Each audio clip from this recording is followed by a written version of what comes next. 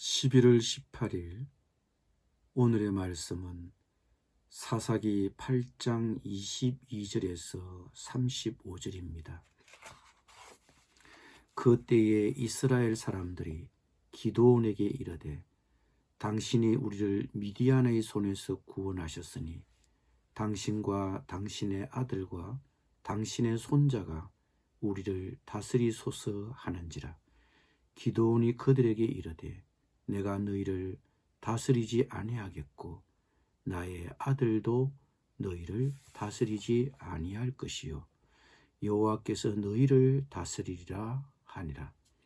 기드온이 또 그들에게 이르되 내가 너희에게 요청할 일이 있으니 너희는 각기 탈취한 귀고리를 내게 줄지니라 하였으니 이는 그들이 이스마엘 사람들이므로 금 귀고리가 있었음이라. 무리가 대답하되 우리가 절거히 드리리이다 하고 겉옷을 펴고 각기 탈취한 귀고리를 그 가운데에 던지니 기드온이 요청한 금 귀고리의 무게가 금 1700세겔이요 그 외에 또 초승달 장식들과 폐물과 미디안 왕들이 입었던 자색 의복과 또 그 외에 그들의 낙타 목에 둘렀던 사슬이 있었더라. 기드온이 그 금으로 에봇 하나를 만들어 자기의 성읍 오브라에 두었더니 온 이스라엘이 그것을 음란하게 위함으로 그것이 기드온과 그의 집에 올무가 되니라. 미드온이 이스라엘 자손 앞에 복종하여 다시는 그 머리를 들지 못하였으므로 기드온이 사는 40년 동안 그 땅이 평온하였더라. 요아스의 아들 여룹바알이 돌아가서 자기 집에 거주하였는데 기드온이 아내가 많으므로 그의 몸에서 낳은 아들이 70명이었고 세겜에 있는 그의 첩도 아들을 낳았으므로 그 이름을 아비멜렉이라 하였더라. 요아스의 아들 기드온이 나이가 많아 죽음에 아비에셀 사람의 오브라에 있는 그의 아버지 요아스의 묘실에 장사되었더라. 기드온이 이미 죽음에 이스라엘 자손이 돌아서서 바알들을 따라가 음행하였으며 또 바알 브릿을 자기들의 신으로 삼고 이스라엘 자손이 주위의 모든 원수들의 손에서 자기들을 건져내신 여호와 자기들의 하나님을 기억하지 아니하며 또 여룹바알이라 하는 기드온이 이스라엘에 베푼 모든 은혜를 따라 그의 집을 후대하지도 아니하였더라. 아멘.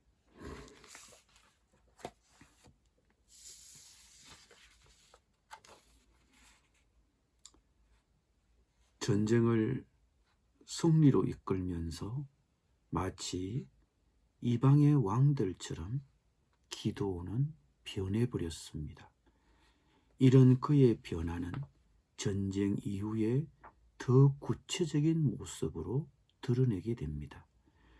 전쟁을 승리로 마치게 되자 이미 기드온은 전쟁의 영웅이 되어 있었습니다.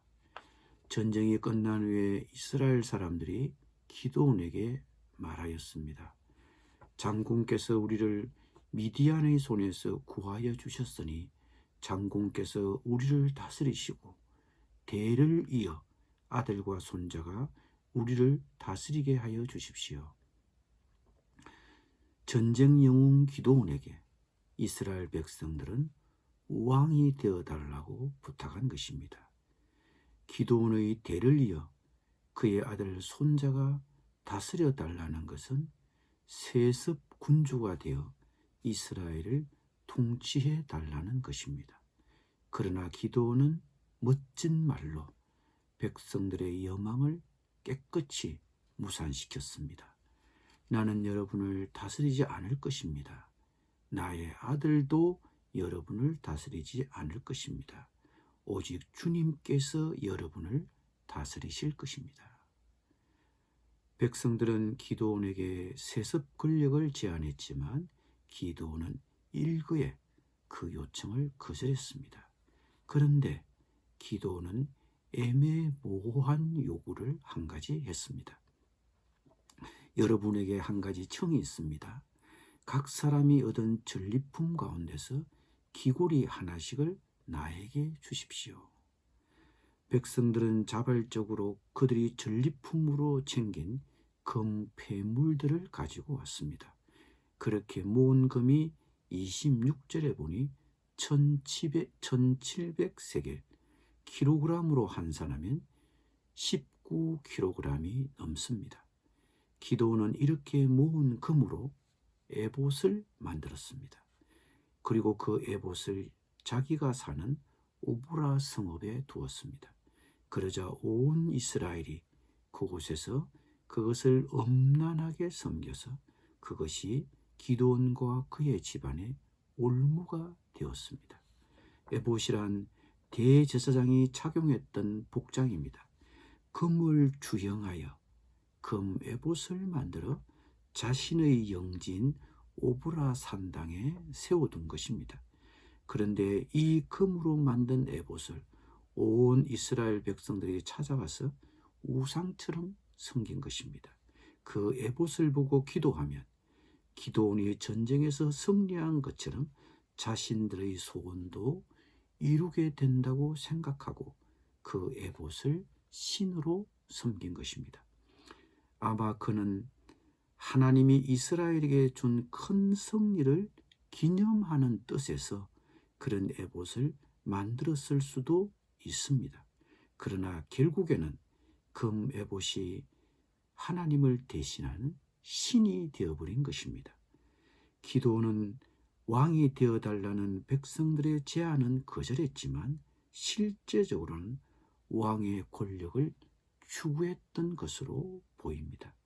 그는 왕이 되어 다스리지 않겠다고 말했지만 그의 말에 진정성이 있었는지는 의심이 됩니다. 말은 그렇게 했지만 실제로 그는 왕처럼 군림했습니다.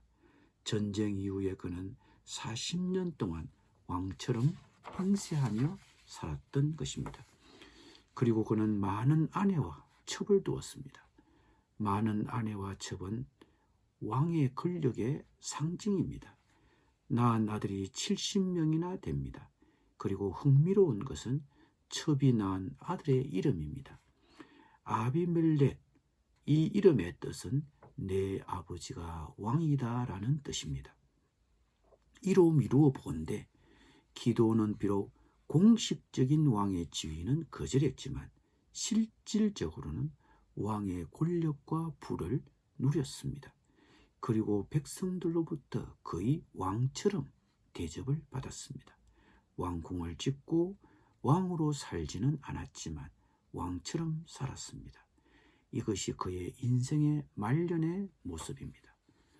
우리는 지난 3일에 걸쳐 사사 기드온에 대하여 살펴보았습니다.